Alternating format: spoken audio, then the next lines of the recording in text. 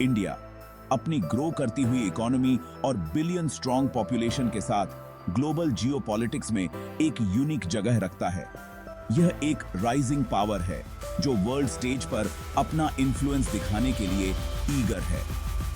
India की foreign policy हमेशा से नॉन अलाइनमेंट और स्ट्रेटेजिक ऑटोनॉमी के कमिटमेंट के लिए जानी जाती है। यह अप्रोच इंडिया को दूसरे नेशंस के कॉन्फ्लिक्ट्स में खींचे बिना अपने इंटरेस्ट्स को आगे बढ़ाने की परमिशन देता है। एक ऐसे वर्ल्ड में जहां पावर कई हैंड्स में जा रही है, इंडिया अपनी इंडिपेंडेंस मेंटेन करते हुए मल्टीपल पार्टनर्स के साथ अपनी शर्तों पर एंगेज करना चाहता है।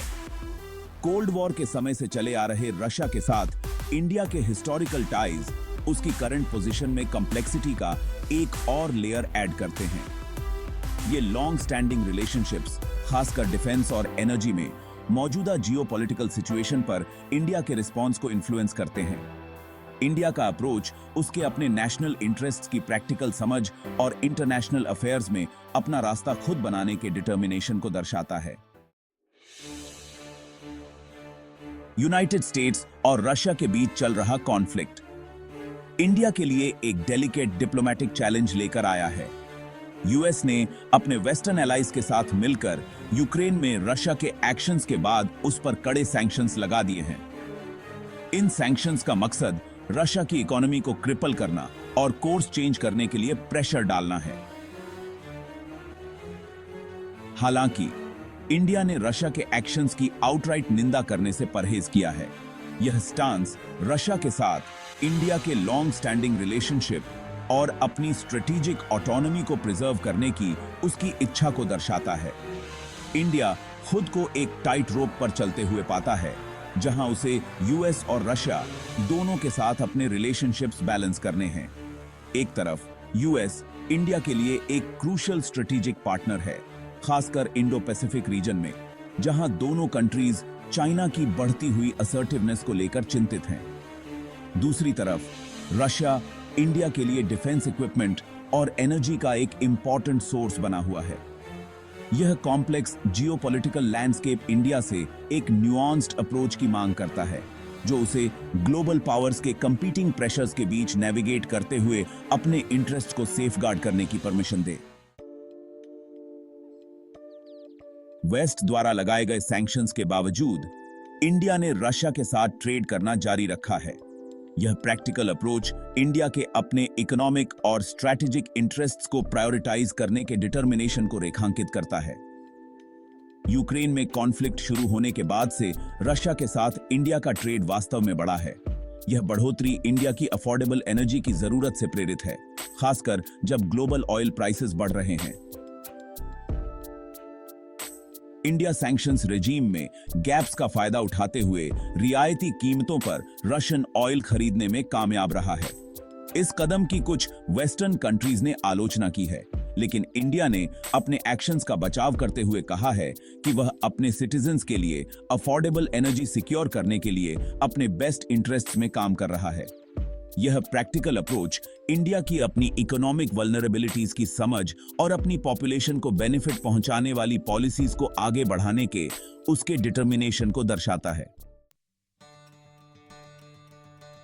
वेस्टर्न सैंक्शंस को दरकिनार करने के लिए इंडिया ने जिन स्ट्रैटेजीज में से एक को अपनाया है, वह है रशिया के साथ अपने ट्रेड में इंडियन रूपी के यूज को बढ़ाना। इस कदम का मकसद यूएस डॉलर पर निर्भरता कम करना और दोनों कंट्रीज को पोटेंशियल फाइनेंशियल प्रेशर से बचाना है। बायलैटरल ट्रेड में लोकल करेंसीज का यूज करने की ओर यह बदलाव ग्लोबल फाइनेंशियल सिस्टम के लिए ब्रॉडर इंप्लीकेशंस कर सकता है। यह यूएस डॉलर के डोमिनेंस को चैलेंज करता है और इंटरनेशनल ट्रांजैक्शंस में ऑल्टरनेटिव करेंसीज के यूज को बढ़ावा देता है। यह कदम एक मल्टीपोलर वर्ल्ड ऑर्डर को बढ़ावा देने के इंडिया के लॉन्ग टर्म गोल के साथ अलाइन है, जहां पावर मोर इवनली डिस्ट्रीब्यूटेड हो। रूपी के यूज में बढ़ोतरी से ग्लोबल फाइनेंशियल सिस्टम में इंडिया की अपनी इकोनॉमिक स्टैंडिंग और इन्फ्लुएंस भी बढ़ सकती है। Section 5, dual use goods, a balancing act. Russia को इंडिया के एक्सपोर्ट्स भी जांच के दायरे में आ गए हैं, खासकर डुअल यूज गुड्स का एक्सपोर्ट।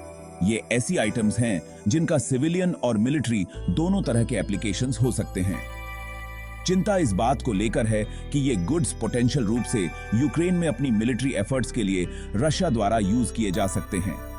हालांकि इंडिया का कहना है कि उसका एक्सपोर्ट इंटरनेशनल रेगुलेशंस का पालन करता है और सिविलियन पर्पसेस के लिए है।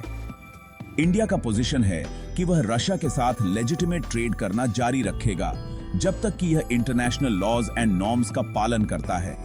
यह अप्रोच इंडिया के डेलिकेट बैलेंसिंग एक्ट को दर्शाता है, क्योंकि यह अपने वेस्टर्न पार्टनर्स को नाराज किए बिना अपनी स्ट्रेटेजिक ऑटोनॉमी बनाए रखना चाहता है और अपने इकोनॉमिक इंटरेस्ट्स को आगे बढ़ाना चाहता है।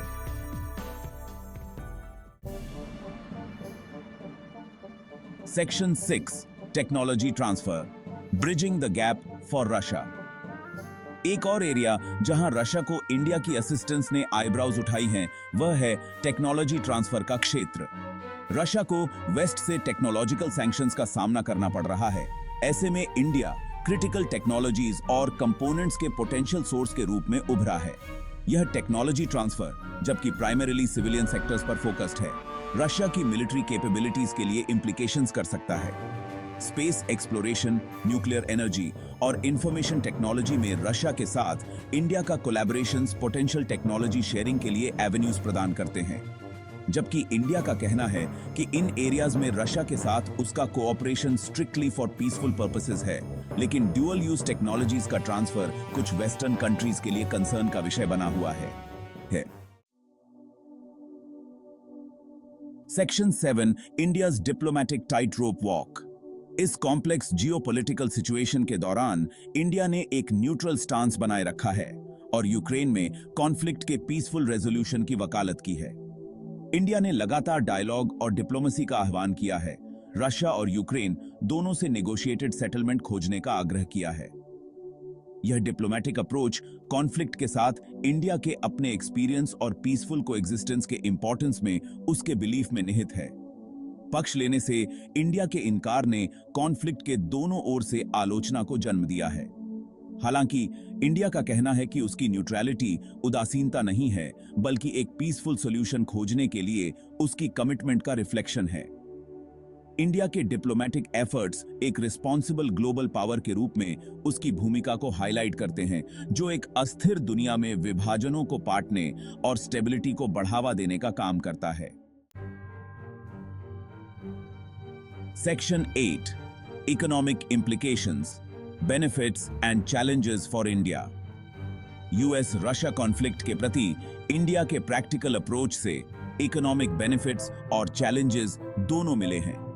एक तरफ इंडिया रशिया से रियायती तेल और गैस सिक्योर करने में कामयाब रहा है, जिससे उसकी इकोनॉमी को ग्लोबल एनर्जी क्राइसिस के सबसे बुरे दौर से बचाया जा सका है। इससे इंडिया में इन्फ्लेशन को कंट्रोल करने और इकोनॉमिक ग्रोथ को बनाए रखने में मदद मिली है।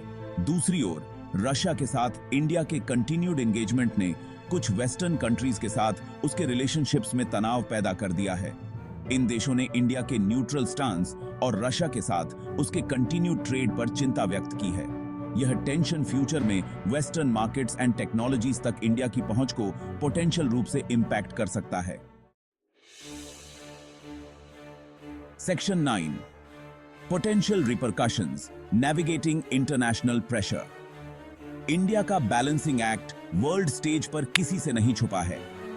यूएस ने खास तौर पर रशियन ऑयल की इंडिया की कंटिन्यूड परचेस और रशिया के एक्शंस की निंदा करने से इनकार पर अपनी नाराजगी व्यक्त की है, जबकि यूएस ने इंडिया पर डायरेक्ट सैंक्शंस लगाने से परहेज किया है, लेकिन उन देशों के लिए पोटेंशियल कॉन्सिक्वेंसेस की वेल्ड थ्रेट्स दी गई हैं।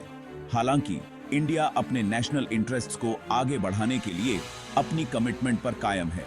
उसका तर्क है कि उसे अपनी एनर्जी नीड्स को सिक्योर करने का अधिकार है और उसे किसी भी देश द्वारा डिक्टेट नहीं किया जाएगा। यह असर्टिव स्टांस ग्लोबल स्टेज पर इंडिया के ग्रोइंग कॉन्फिडेंस और अपना रास्ता खुद तय करने के उसके डिटर्मिनेशन को दर्शाता है। Section 10 India's multi alignment policy, a look ahead. मौजूदा जियोपॉलिटिकल सिचुएशन ने इंडिया की मल्टी अलाइनमेंट पॉलिसी को चर्चा में ला दिया है। यह पॉलिसी इंडिया को मल्टीपल ग्लोबल पावर्स के साथ एंगेज करने, अपने रिलेशनशिप्स को बैलेंस करने और अपने इंटरेस्ट्स को पूरा करने की परमिशन देती है।